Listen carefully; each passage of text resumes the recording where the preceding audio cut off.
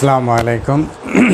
সমাজকর্ম অনার্স চতুর্থ বর্ষ মাস্টার্স প্রথম পর্ব এবং ডিগ্রি পঞ্চম পত্রের সামাজিক গবেষণা এবং পরিসংখ্যান কোর্সের তোমাদের বিগত সালে যে প্রশ্নগুলো এসেছে বেশ করে সি পার্টের অর্থাৎ গ বিভাগে সেগুলো আমরা ধারাবাহিকভাবে সমাধান করছি। তো সেক্ষেত্রে দেখো আমরা প্রচুরক নির্ণয়ের যে একটা প্রবলেম, বিশেষ করে সরাসরি প্রচুরক কোন কোন ক্ষেত্রে নির্ণয় করা যায় না সেটা তিনটা লেকচারে আমি তিনটা উদাহরণের মাধ্যমে সেগুলো আমরা সমাধান করার চেষ্টা করেছি। তো প্রথমে দেখো সর্বোচ্চ গণসংখ্যা যদি শেষে থাকে প্রথমে থাকে এরকম আমরা করেছি। এরপরে দেখো যে সর্বোচ্চ গণসংখ্যা যদি একাধিকবার থাকে তখন আমরা কি করব। বলছে প্রদত্ত উপাত্তের প্রচুরক নির্ণয় করো, যেটা জাতীয় বিশ্ববিদ্যালয় 2014 সালে এসেছে।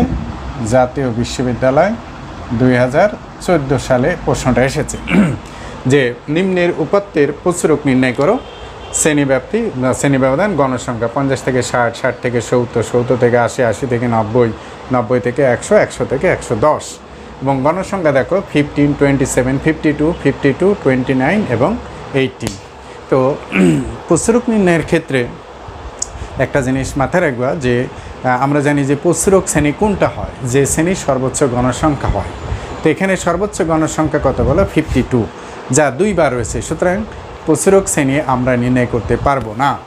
সেক্ষেত্রে তোমার প্রচুরক নির্ণয় করতে হলে পারে তোমাকে গাণিতিক গড় এবং প্রচুরক নির্ণয় করে এটার সমস্যার সমাধান করতে হবে। আবারও বুঝে নাও, তিনটা ফরম্যাট মনে রাখবা, সর্বোচ্চ গণসংখ্যা শেষে প্রথমে অথবা একাধিকবার থাকলে পারে তখন আমরা 3 গুণন মধ্যমা -2 গুণন গড় এই প্রক্রিয়ায় প্রচুরক নির্ণয় করব। সুতরাং এখন যদি আমরা প্রচুরক নির্ণয় করতে যাই তাহলে আমরা যে প্রক্রিয়াটা অবলম্বন করব, তাহলে এখন লেখো সমাধানে যেটা আমরা লিখব, একটু মনোযোগ দাও। যে দেখো প্রদত্ত তথ্যে সবচেয়ে বড় গণ সংখ্যা কত বলো 52, যা 2 বার রয়েছে। ঠিক আছে, সুতরাং দেখো সুতরাং প্রচুরক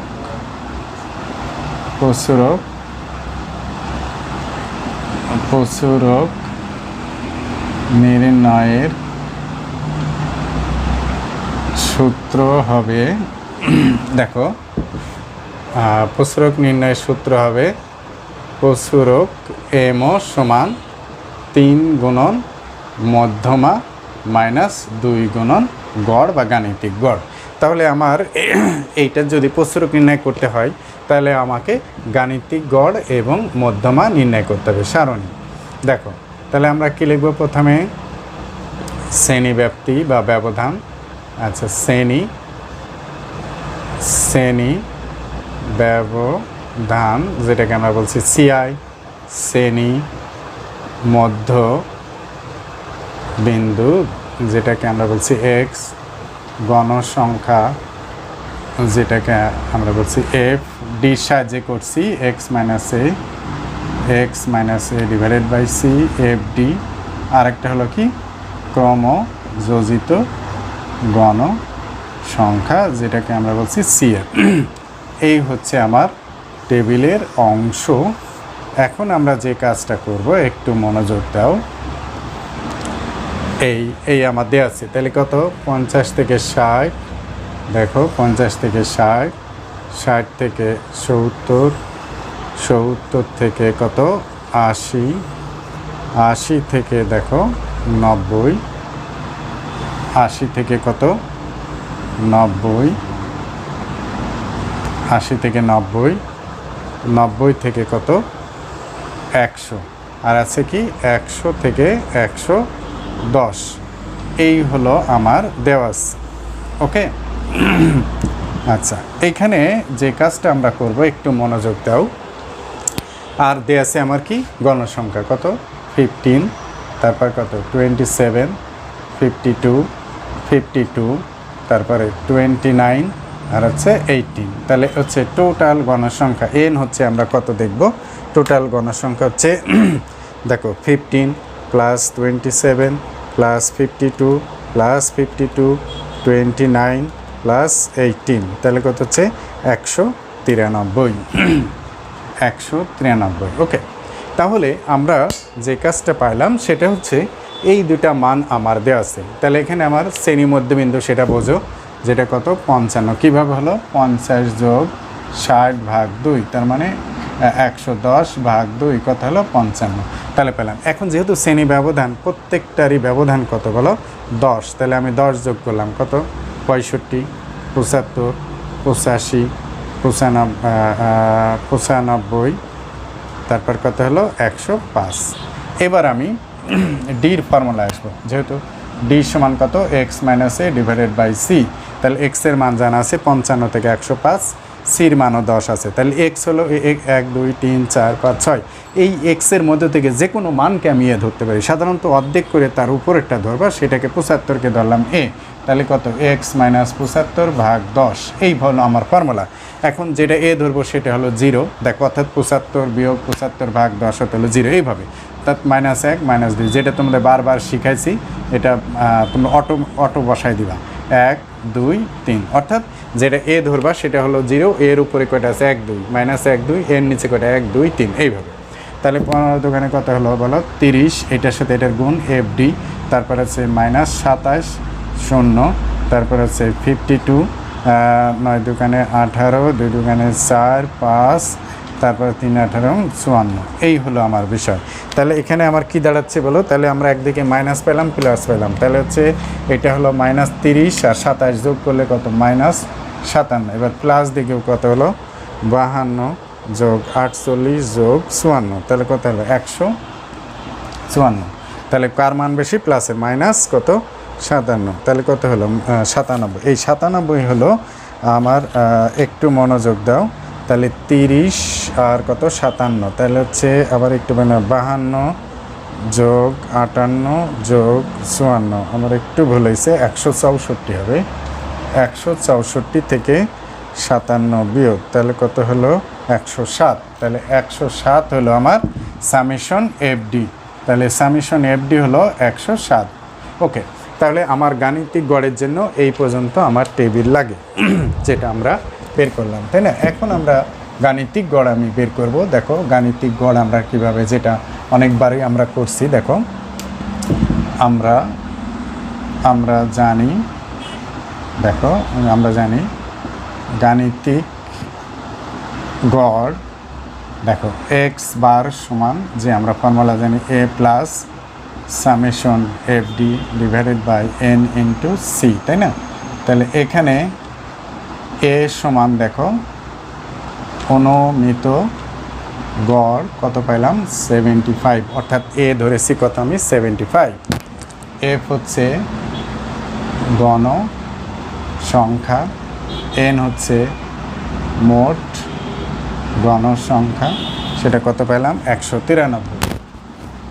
আচ্ছা, তারপরে ডি সমান X minus A divided by C, যেটাকে আমরা বলছি স্তর বিচ্যুতি, আর সি হচ্ছে শ্রেণী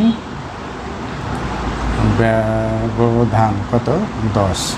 তাহলে এর মান কত আমি পেলাম, এর মান পাচ্ছি 75, সামেশন এফ ডির মান কত আমরা পেলাম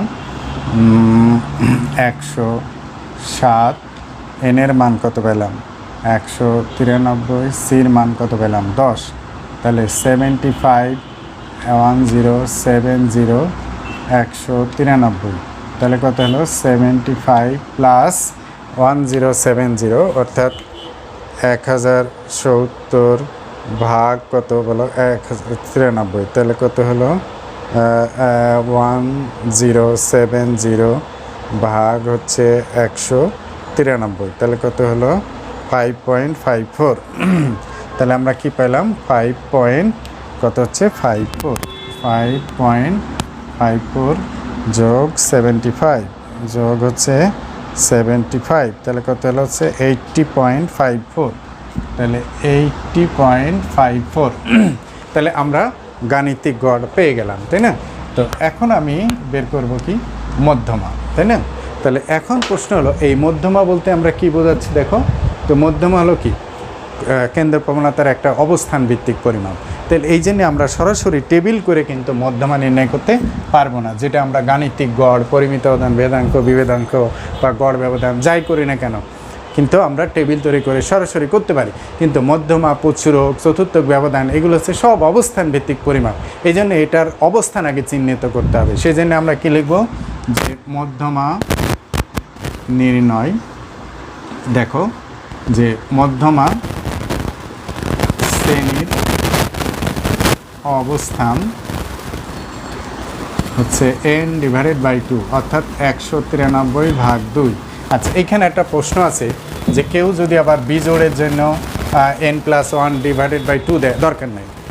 n/2 সেটা হলো, দেখো n/2 সেটা হচ্ছে 193/2, তাহলে কত হলো 96.5। আচ্ছা, এখন প্রশ্ন হলো এই মধ্যমা নির্ণয়ের জন্য যেটা লাগবে ক্রমযোজিত গণসংখ্যা লাগবে। কি লাগবে? ক্রমযোজিত গণসংখ্যা। তাহলে প্রথম গণসংখ্যা আমরা কত পেলাম? 15 লিখলাম। 15-এর সাথে আমি যোগ করব কত? 15-এর সাথে যোগ করব 15 নিচে আছে 27, তাহলে যোগ করলে কত হচ্ছে 42। 42-র সাথে কত যোগ করব? 52, তাহলে কত হলো 94। 94-এর সাথে আবার 52 যোগ করে কত হলো 146। 146-এর সাথে 29 আমি যোগ করলাম কত? 175-এর সাথে যোগ হচ্ছে 18, তাহলে কত হলো 193। এটা মিলে গেছে। তাহলে আবার যখন আমি মধ্যমা নির্ণয় করব, মধ্যমা শ্রেণীর অবস্থানের ফর্মুলা হচ্ছে n/2, যেটা যা পাবো সেটা ক্রমযোজিত গণসংখ্যা খুঁজতে হবে। দেখো, যা ক্রমযোজিত গণসংখ্যা কোথায় আছে? 15-র মধ্যে নাই, 42-এর মধ্যে নাই, 94-এর মধ্যে নাই, কার মধ্যে আছে? 146-এর মধ্যে আছে। 146-এর মধ্যে রয়েছে। সুতরাং দেখো, মধ্যমা শ্রেণী এই 146 বরাবর আমার কত আছে? 80 থেকে 90। তাহলে মধ্যমা শ্রেণী আমি পেয়ে গেলাম কত হচ্ছে 80 থেকে কত পেলাম আমি 90। এটা হলো আমার কি মধ্যমা শ্রেণী। তো আমরা জানি, দেখো আমরা জানি মধ্যমা, সেই ফর্মুলা দেখো, ME সমান L plus n/2 minus PCF divided by FM into C. এই হলো আমার মধ্যমার ফর্মুলা। তাহলে এইখানে আমরা যে কাজটা করব, দেখো এখানে L হচ্ছে মধ্যমা শ্রেণীর নিম্ন সীমা। মধ্যমা শ্রেণী কত? এই যে নিম্ন সীমা কত? 80। n/2 সমান আমি কত পেয়েছি? 96.5। আচ্ছা, FM হচ্ছে মধ্যমা শ্রেণীর গণসংখ্যা। তো মধ্যমা শ্রেণী কত? যে 80 থেকে 90-এর গণসংখ্যা হচ্ছে কত? 52। আচ্ছা, দেখো PCF বলছে মধ্যমা শ্রেণীর, দেখো ক্রমযোজিত গণসংখ্যার পূর্বের গণসংখ্যা। মধ্যমা শ্রেণীর ক্রমযোজিত গণসংখ্যা কত? 146, তার পূর্বে আছে কত? 94। আর সি হচ্ছে মধ্যমা শ্রেণী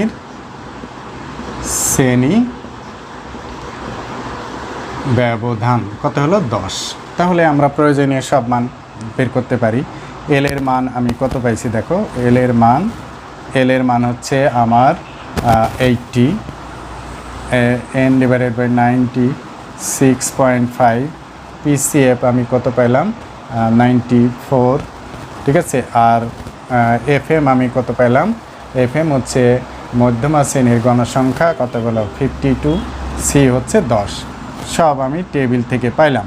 আচ্ছা, তাহলে এইটা 96.5 96.5 বিয়োগ 94, তাহলে 1 পয়েন্ট কত হলো 5, তার মানে কত হলো 52 ইন্টু 8, তাই না? তারপরে হচ্ছে কত দেখো 80, তাহলে হচ্ছে এর সাথে যদি 15 গুণ দিলাম, দেখো একটু বুঝে নাও, এটার সাথে এটা গুণ দিলে কত হলো 15, তাহলে কত হলো 80 যোগ, আচ্ছা দেখো 15 ভাগ 52, তাহলে হচ্ছে 0.29, তাহলে 80.29, এইটা হলো আমার কি হলো প্রচুরক। দেখো 80 পয়েন্ট কত হলো, এটা হচ্ছে একটু মানে একটু ভুল হয়েছে দেখি, 96.5 বিয়োগ 94, এটা হচ্ছে 2.5 হবে, সরি একটু বুঝে নাও, 2.5, তাহলে এটা হলো 25, তাহলে এইখানে আচ্ছা 25 ভাগ 52, তাহলে কত হচ্ছে 0.48, তাহলে হচ্ছে 80.48, এইটা হলো আমার মধ্যমা। তাহলে আবার বুঝে নাও, তাহলে আমরা এই অঙ্ক যখন আমরা করলাম তাহলে দুটি পরিমাপ আমরা বের করে নিলাম, একটা হলো কি বলো গাণিতিক গড়, আর একটা হলো মধ্যমা। এখন আমরা কি করব, প্রসারক নির্ণয় করব। তো যাই হোক, প্রসারক নির্ণয় করতে হলে পরে আমাকে যে কাজটা করতে হবে, একটু মনোযোগ দাও, তাহলে আমাকে যদি প্রসারক নির্ণয় করতে হয়, তাহলে আমরা জানি যে প্রসারক বলতে আমরা দেখো এখন আমরা প্রসারক নির্ণয় করব, তাই না? তো প্রসারকের যে ফর্মুলা আমরা জানি যে প্রসারক, দেখো প্রসারক এমও সমান 3 গুণন মধ্যমা মাইনাস 2 গুণন গড়, তাহলে 3 গুণন আমরা মধ্যমার কত পাইছি, দেখো মধ্যমা আমি কত পাইলাম, মধ্যমা পাইলাম হচ্ছে 80.48, এই একটা, মাইনাস গড় আমি কত পাইছি 80.54, তাহলে এই দুইটা। তাহলে এখন আমরা যে কাজটা হলো 3কে যদি আমরা এটা দিয়ে গুণ দিই, 3 গুণন 80.48, তাহলে কত হচ্ছে 241 পয়েন্ট কত হলো 241.44, 241.44 বিয়োগ, আচ্ছা দেখো 2 গুণন 80.54, তাহলে কত হলো 161 পয়েন্ট কত 08 সমান, তাহলে এইখান থেকে আমরা যেটা পাবো বিয়োগ 241.44, তাহলে আমরা কত পেলাম 80 পয়েন্ট কত পেলো 36, 80 পয়েন্ট কত 36 উত্তর। তাহলে আবার দেখো মধ্যমা যখন আমরা প্রসারক যখন আমরা নির্ণয় করছি, সরাসরি কিন্তু আমরা প্রসারক নির্ণয় করতে পারছি না। তাই প্রসারক নির্ণয় করতে হলে পরে আমাকে কি করতে হবে, এই অর্থাৎ গাণিতিক গড় নির্ণয় করে, গাণিতিক গড় এবং মধ্যমা নির্ণয় করে কিন্তু আমাকে প্রসারক নির্ণয় করতে হবে। যাই হোক, এটা হলো আমার তোমাদের কাছে যদি আমার বই সামাজিক গবেষণা পরিসংখ্যান